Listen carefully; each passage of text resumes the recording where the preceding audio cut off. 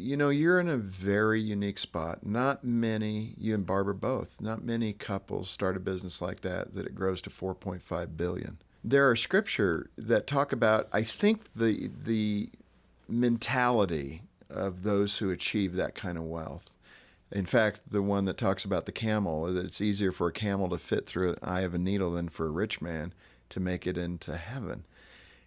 Sitting where you're at today, coming from a meager beginning, a meager childhood, how do you look at those scriptures?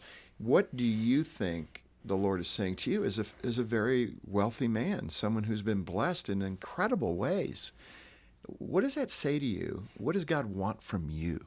When I'm reading the scriptures, there are so many scriptures in the Bible that's negative about wealth and how wealth can really hurt you, and if it's not used in the right way. But I think God is talking to all of us is just to have a hand that's just totally opened up. I have a nice car, I have nice things, but Barbara and I want to make sure those things are in an open palm and they belong to Him. And so we also always like to say, when we're in meetings like this also, that it's not about how much you give. It's about, we know about the widow that gave more than the rich man.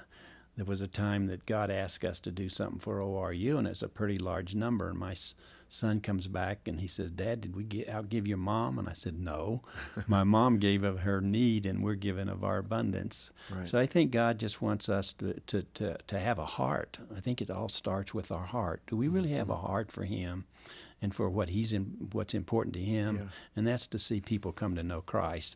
And so that's what we want to make sure, that we are always in prayer. Do we really care about these people? And if we do, we're going to give. Now, a lot of us don't have the kind of money we have to give, but they have other things they can give. They can Like give your their